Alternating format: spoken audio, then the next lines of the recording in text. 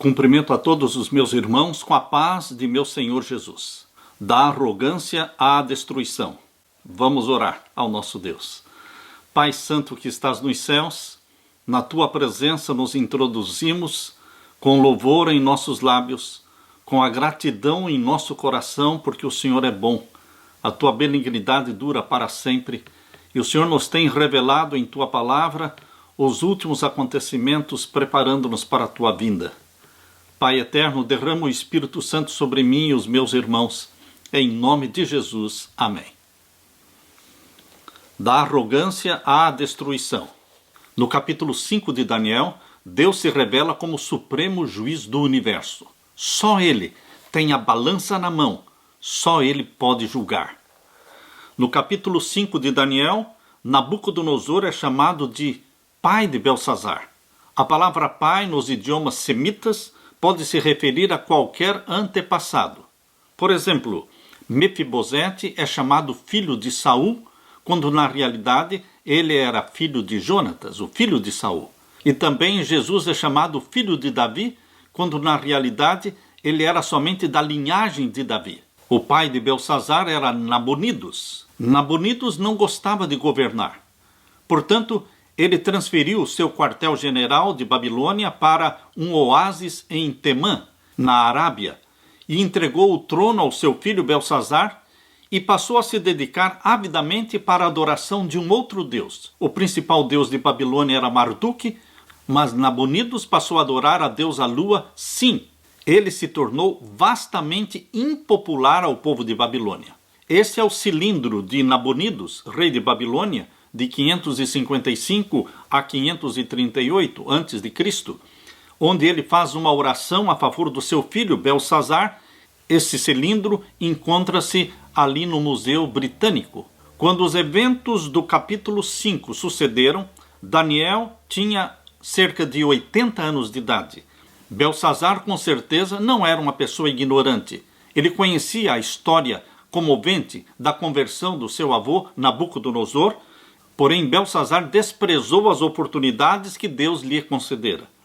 A milagrosa conversão de Nabucodonosor, seu sofrimento, suas humilhações foram depreciados aos olhos de Belsazar. O capítulo 5 mostra que a misericórdia de Deus tem limites, sim. Por quê? Embora seja difícil se perder, há muitos que conseguem se perder, desprezando todas as oportunidades dadas por Deus. A história bíblica mostra que a Arca de Noé, embora Deus tenha esperado pacientemente 120 anos para então enviar o dilúvio, muitas pessoas se perderam. 8 pessoas somente se salvaram dentro da arca. Da mesma forma, as 2 cidades, Sodoma e Gomorra, embora divertidas, elas foram destruídas pelo fogo, salvando-se somente Ló, sua esposa e suas filhas, e mesmo a esposa de Ló se perdeu, tornando-se uma estátua de sal. Estas são evidências bíblicas, queridos, de que a porta da graça ela não ficará aberta para sempre. Hoje a porta da graça está aberta. A palavra de Deus diz em Apocalipse 22 e o verso 17, e o Espírito e a esposa dizem, vem, e quem ouve diga, vem, e quem tem sede, venha, e quem quiser, tome de graça da água da vida. Quando Jesus lançar o incensário sobre a terra, conforme está descrito ali em Apocalipse capítulo 8, verso 5, então ele cessará de interceder e a porta da graça será fechada. E quando esse dia chegar, o que será então? Na parte de domingo, o banquete de Belsazar. Abra sua Bíblia e vamos ler Daniel capítulo 5 e os versos 1 até o verso 3. Aqui nós lemos: o rei Belsazar deu um grande banquete a 1000 dos seus grandes e bebeu vinho na presença dos 1000. Havendo Belsazar provado o vinho, mandou trazer os vasos de ouro e de prata que Nabucodonosor, seu pai, tinha tirado do templo que estava em Jerusalém, para que bebessem por eles o rei e os seus grandes e as suas mulheres e concubinas. Então trouxeram os vasos de ouro que foram tirados do templo da casa de Deus, que estava em Jerusalém, e beberam por eles o rei, os seus grandes, as suas mulheres e concubinas. Queridos, embora Nabucodonosor tenha destruído o templo em Jerusalém e trazido os cativos para a Babilônia, ele trouxe também os vasos sagrados do templo de Jerusalém, mas não os profanou. Ele colocou estes vasos sagrados na casa do seu Deus em Babilônia. Ele teve um respeito para com o Deus de Israel. Mas, queridos, Belsazar agiu diferente. Ele profanou os vasos sagrados do templo de Jerusalém, bebendo vinho com as suas mulheres e concubinas. O capítulo 5 começa com uma grande festa, um banquete para 1000 convidados. O pecado não foi o banquete. Os 1000 convidados para o banquete de Belsazar não eram um exagero, porque os reis no mundo antigo eram conhecidos pelos seus grandes banquetes. No princípio do livro de Ester, nós encontramos ali o rei Assuero dando um banquete para todos os seus nobres e servos por 180 dias. Ester capítulo 1, versos 3 e 4. Pensem um pouco. Por 180 dias durou o banquete dado por Assuero para os seus grandes e para os seus nobres. O historiador Tésias conta que o rei persa alimentava 15.000 homens diariamente à sua mesa, e no banquete do casamento de Alexandre o Grande estavam presentes ali 10.000 convidados. Portanto, os 1000 convidados para o banquete de Belsazar não era um exagero. Esta festa aconteceu no dia 12 de outubro do ano 539 a.C. Era uma festa sensual, promíscua, com muitas mulheres, homens de gênio, educação, muita música e abundância de vinho. A mente de todos estava nublada e tomada pelo álcool, a razão estava obscurecida, como um insulto a Deus. Belsazar ordenou que os vasos sagrados do templo de Jerusalém, que haviam sido trazidos para a Babilônia por Nabucodonosor, fossem trazidos até ali para o salão de festa para que ele e os seus nobres pudessem beber vinho com as mulheres. Com essa atitude, Belsazar assinou sua própria sentença de morte. Queridos, com Deus não se brinca. Você pode brincar com bola, com bicicleta, pode brincar com água, mas você não brinca com Deus. Deus não se deixa zombar. Em Gálatas, capítulo 6 e o verso 7, nós lemos assim: Não erreis, Deus não se deixa escarnecer, porque tudo o que o homem semear, isso também ceifará. O juízo pode tardar, mas não falhará. Deus é zeloso do seu santo nome. Projetando o que aconteceu lá com Belsazar, projetando isso para o futuro, essas cenas carnavalescas, veremos que elas representam a condição do mundo no tempo do fim. A palavra de Deus diz em Mateus capítulo 24, abra sua Bíblia, em Mateus capítulo 24 e os versos 37 em diante. Aqui diz: E como foi nos dias de Noé, assim será também a vinda do Filho do Homem. Portanto, assim como nos dias anteriores ao dilúvio comiam, bebiam, casavam e davam-se em casamento, até o dia em que Noé entrou na arca, e não o perceberam, até que veio o dilúvio e os levou a todos, assim também será a vinda do Filho do Homem. Queridos, as condições no fim do mundo serão semelhantes aos dias de Noé. Casamento se tornou algo banal. A intemperança no comer e no beber se tornou lei. O lema da sociedade hoje é aquilo que está na primeira carta de Paulo aos Coríntios, capítulo 15, verso 32, onde Paulo diz: comamos e bebamos, porque amanhã morreremos. A glutonaria e a promiscuidade sexual são os pecados do século. Abra também a sua Bíblia em Lucas capítulo 17. Vamos ler os versos 28 até o verso 30. Como também da mesma maneira aconteceu nos dias de Ló. Agora Jesus está falando do que aconteceu em Sodoma e Gomorra. Como também da mesma maneira aconteceu nos dias de Ló. Comiam, bebiam, compravam, vendiam, plantavam e edificavam. Mas no dia em que Ló saiu de Sodoma, choveu do céu fogo e enxofre, e os consumiu a todos. Assim será no dia em que o Filho do Homem se há de manifestar. Será que os nossos dias podem ser comparados aos dias de Noé? Podem ser comparados aos dias de Sodoma e Gomorra? Eu diria que a promiscuidade sexual dos nossos dias, a pornografia, o homossexualismo, a glutonaria, a bebedice, queridos, nossa sociedade está ultrapassando a perversidade de Sodoma e Gomorra. Eu li certa vez um autor cristão escrevendo e ele disse: se Jesus Cristo não voltar logo, ele terá que pedir perdão para Sodoma e Gomorra por tê-las destruído. Com certeza, os carnavais de hoje superam em muito aquela festa carnavalesca que aconteceu em Babilônia no dia 12 de outubro de 539 a.C. As escolas de samba atualmente usam até mesmo a Bíblia, temas bíblicos, para encenarem seus desfiles nas passarelas do carnaval no Rio de Janeiro. Em breve, o juiz supremo dirá: basta, o derradeiro fim é chegado. Na parte de segunda-feira, um visitante indesejado. Abra sua Bíblia agora e vamos ler Daniel capítulo 5 e o verso 4. Aqui nós lemos: beberam vinho e deram louvores aos deuses de ouro e de prata e de cobre e de ferro, de madeira e de pedra. Ele estava dando louvor e glória a outros deuses. Aqui diz aos deuses de ouro, de prata, de cobre, de ferro, de madeira e de pedra. 6 tipos diferentes de deuses. Você pode notar novamente o número 6 aqui. Nas medidas da estátua de ouro construída por Nabucodonosor, 6 por 60. E também, queridos, na banda que tinha 6 instrumentos lá no capítulo 3. E também o número 6 aparece no capítulo 4 de Daniel. A palavra árvore aparece exatamente 6 vezes no capítulo 4.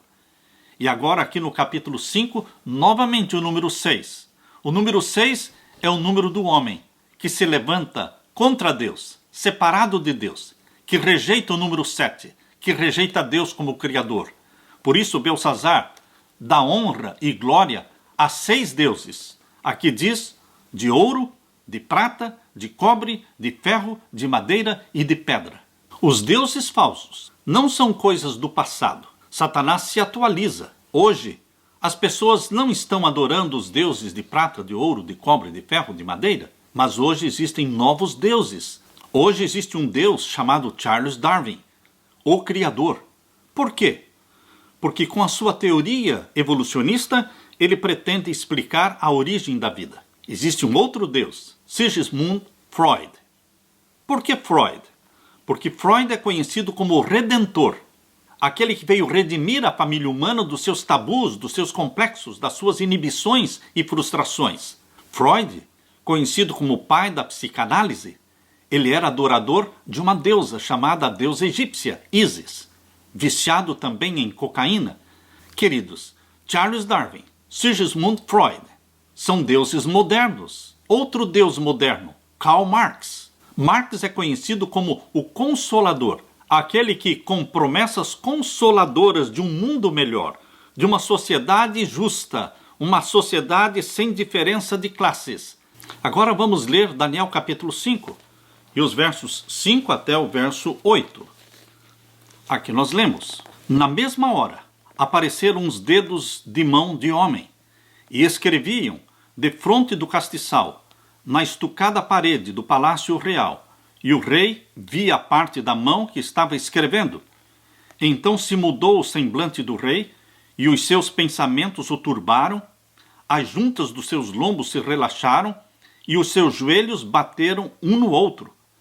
E ordenou o rei com força que se introduzissem os astrólogos, os caldeus e os adivinhadores, e falou o rei e disse aos sábios de Babilônia: qualquer que ler esta escritura e me declarar a sua interpretação, será vestido de púrpura e trará uma cadeia de ouro ao pescoço e será no reino o terceiro dominador.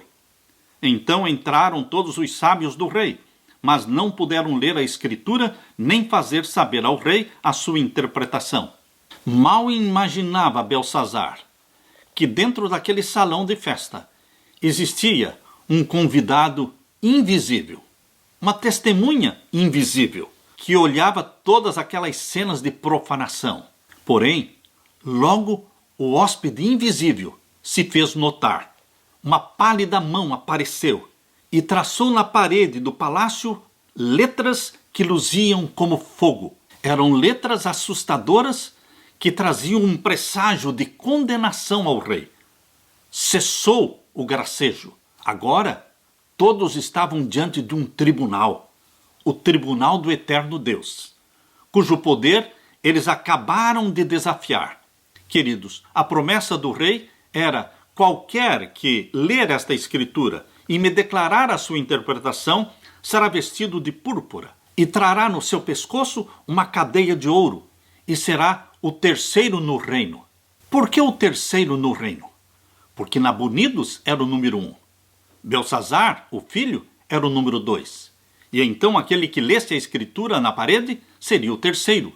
Belsazar só prometeu aquilo que Satanás também pode dar: ouro, riqueza, vestidos de púrpura e posições. Queridos, para os filhos de Deus, nada disso interessa. Ser vestido de púrpura? Não. Sermos vestidos com a vestimenta branca da justiça de Cristo. Ser o terceiro no reino? Não, queridos. Nós, irmãos de Jesus, salvos por Jesus Cristo, nós vamos nos assentar no trono com Jesus Cristo. Aleluia! Na parte de terça-feira, a chegada da rainha.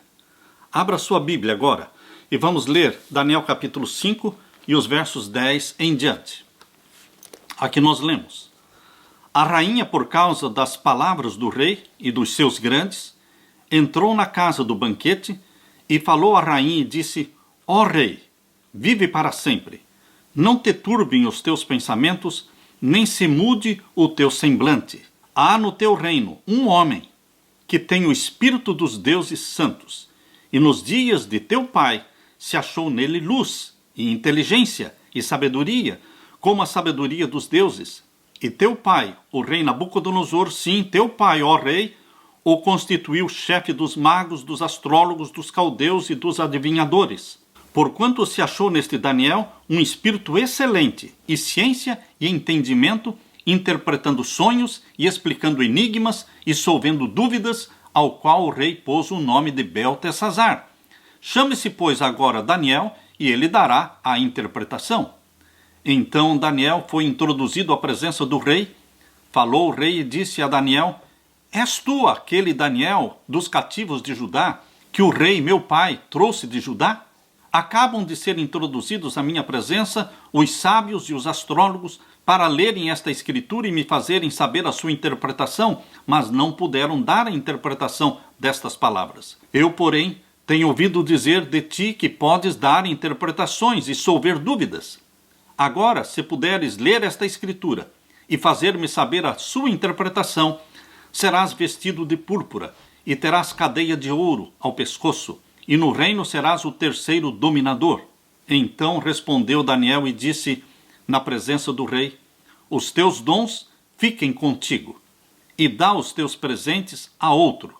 Todavia lerei ao rei a escritura e lhe farei saber a interpretação.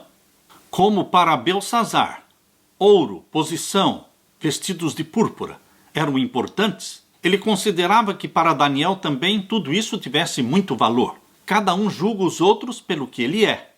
Mas, queridos, para Daniel e para os filhos de Deus, o que tem muito valor não é roupa, não é ouro e não é posição, mas é o caráter de Jesus Cristo impresso em você.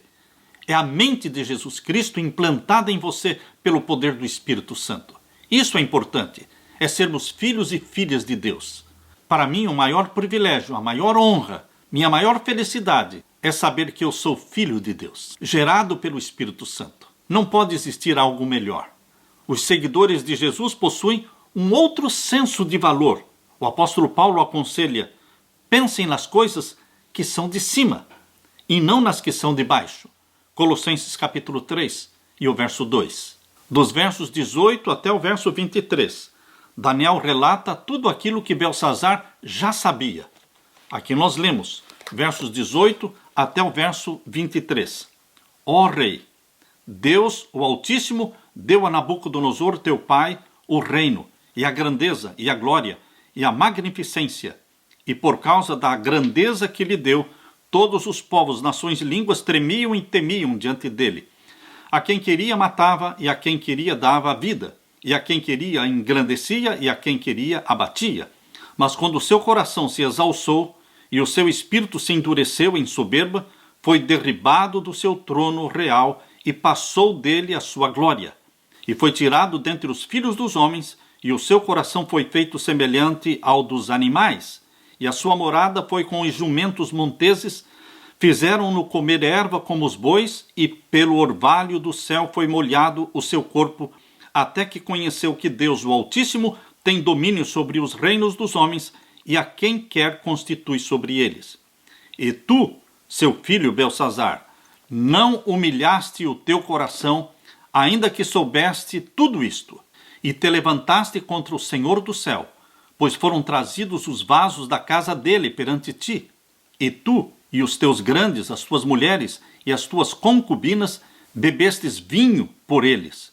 Além disso, deste louvores aos deuses de prata, de ouro, de cobre, de ferro, de madeira e de pedra, que não veem, não ouvem, nem sabem, mas a Deus, em cuja mão está a tua vida e todos os teus caminhos, a ele não glorificaste. A oportunidade de conhecer e obedecer ao verdadeiro Deus tinha sido dada a Belsazar, mas ele não levou a sério. Queridos, Deus não cobra nada daquilo que ele já não deu antes. Toda luz dada, toda luz comunicada, será uma luz cobrada.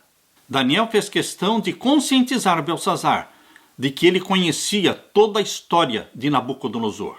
Ele não era ignorante. Ele tinha conhecimento do Deus verdadeiro, dos céus e da terra. Porém, ele rejeitou o Deus criador dos céus e da terra e blasfemou do seu nome. Da mesma forma, queridos, nós não vamos ser julgados pelo que os outros sabem. Nós seremos julgados pelo que nós sabemos.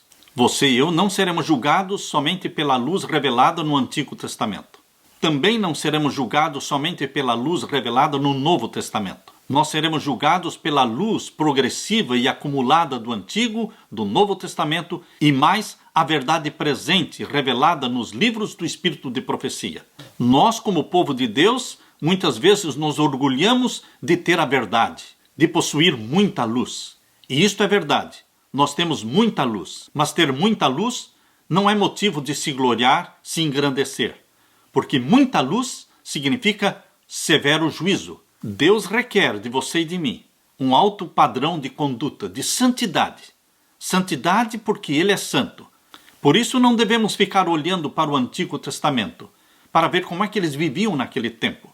Você não vai ser julgado pela forma como eles viviam no Antigo Testamento. Eles não tinham toda esta luz que você e eu temos. Portanto, queridos, sejamos fiéis à luz que Deus nos dá. Busquemos a santificação em Cristo Jesus.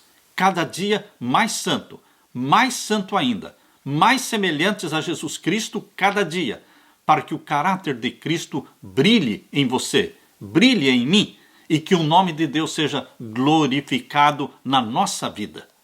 Na parte de quarta-feira, pesado e achado em falta. Abra sua Bíblia e vamos ler agora o que está em Daniel capítulo 5 e os versos 25 até o verso 28. Esta, pois, é a escritura que se escreveu. Mene, Mene, Tekel, Ufarsim. Esta é a interpretação daquilo. Mene, contou Deus o teu reino e o acabou. Tekel, pesado foste na balança e foste achado em falta. Pérez, dividido foi o teu reino e deu-se aos medos e aos persas. Aqui nestes versos 25 a 28, nós temos uma cena de juízo, tribunal.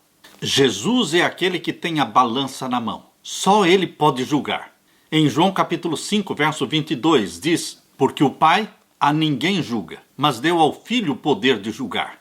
E João 5, 27 diz: e deu ao Filho o poder de julgar porque ele é filho do homem. Jesus é o nosso juiz.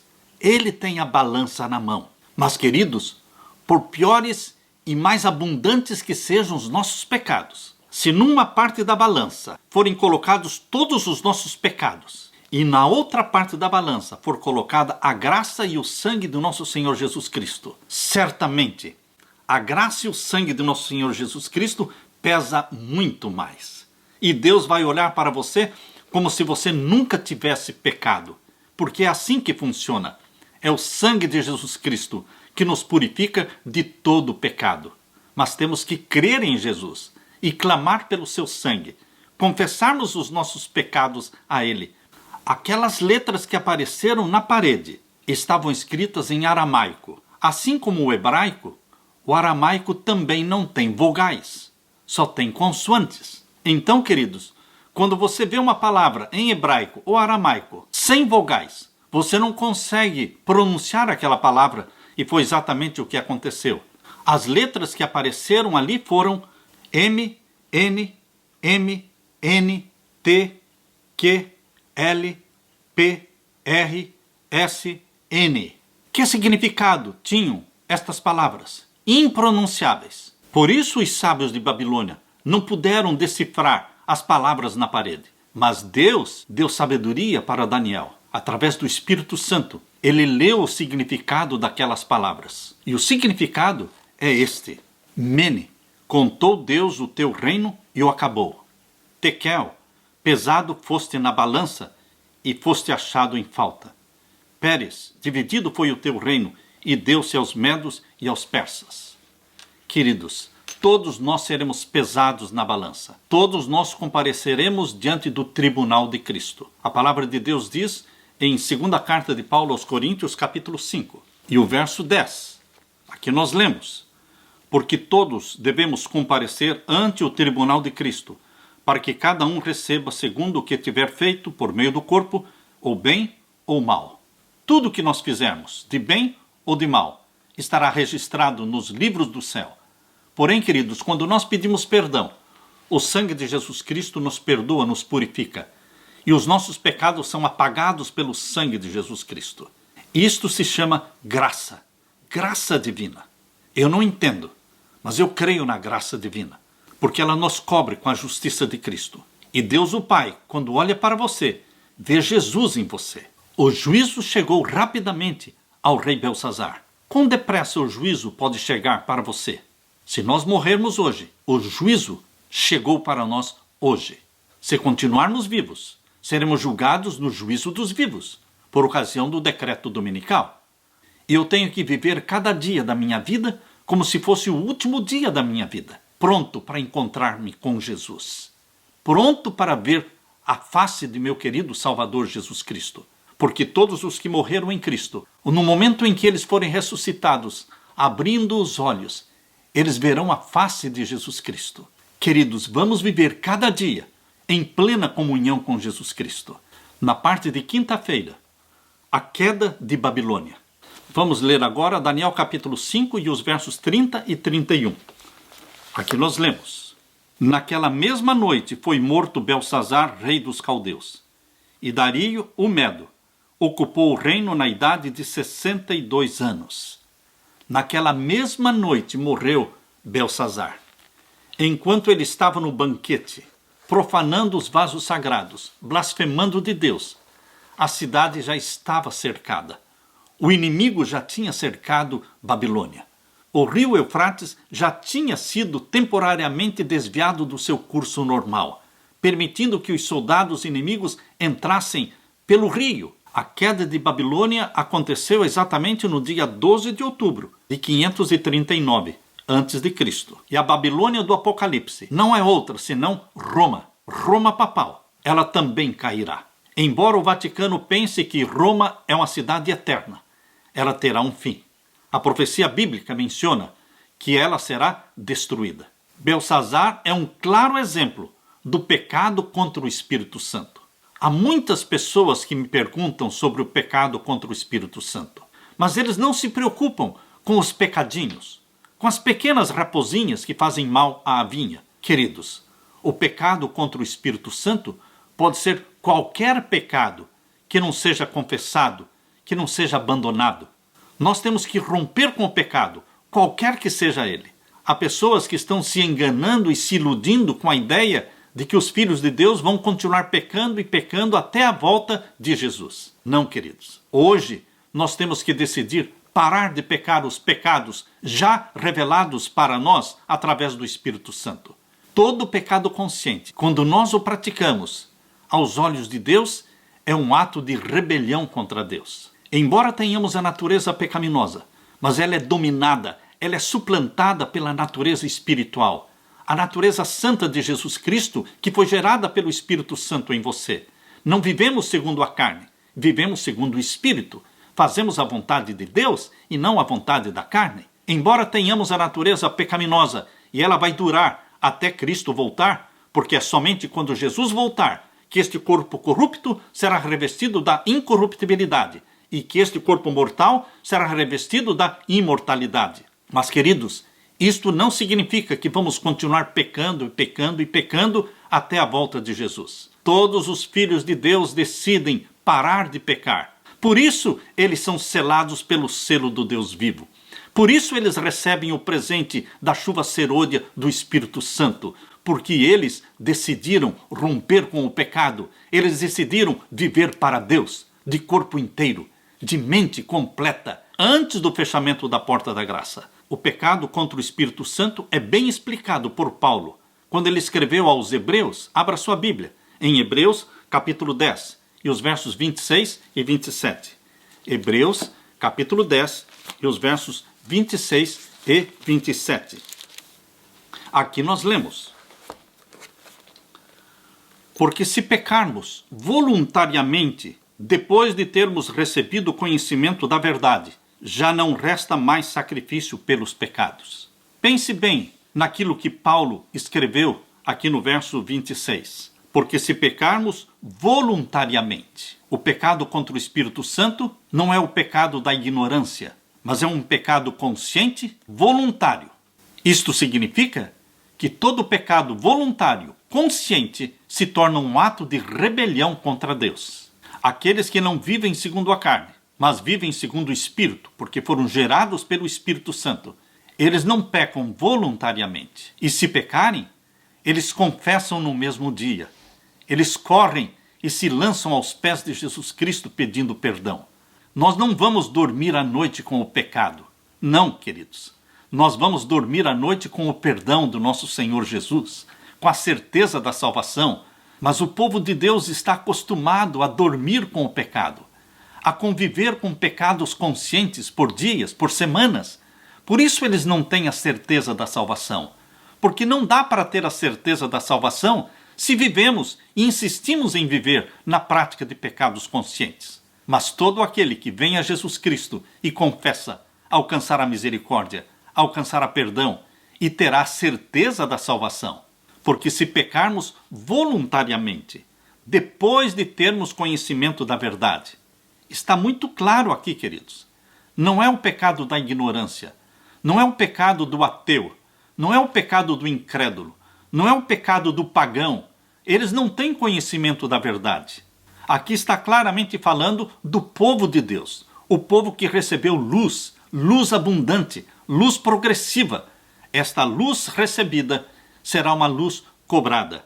Por isso a Bíblia explica detalhadamente, porque se pecarmos voluntariamente, pecar por querer pecar, depois de termos conhecimento da verdade, então já não resta mais sacrifício pelos nossos pecados. Cada pecado consciente que nós praticamos entristece o Espírito Santo, enfraquece a voz do Espírito Santo à nossa mente. Mas para aqueles que vêm humildemente e pedem perdão, existe graça abundante, porque a porta da graça está aberta. Jesus Cristo ainda está com o incensário de ouro na mão, intercedendo pelos filhos de Deus no altar de incenso diante do trono. Ele ainda não lançou um incensário sobre a terra, como diz em Apocalipse 8, verso 5. Queridos, o apelo de Deus para você e para mim hoje é que nos humilhemos diante deste Deus vivo, que demos glória ao seu nome, porque ele é santo e tremendo. É ele quem tem a balança na mão, é ele quem nos julga. Deus é paciente, Deus é misericordioso, mas os pecados conhecidos, não confessados e não abandonados, falarão contra o transgressor no dia do juízo. Hoje a porta da graça está aberta, mas em breve Jesus Cristo lançará um incensário sobre a terra. Apocalipse 8, verso 5, e dirá: está feito. Não mais graça, não mais misericórdia. Quando os arranha-céus das grandes cidades de tinta houverem dado a última demão, e o derradeiro metro de fazenda houver mercadejado o vendilhão, quando os bancos houverem recebido o último centavo e pago os numerários, e proclamar o juiz de todo o mundo: fechai, é noite, e requerer o prontuário, que será então?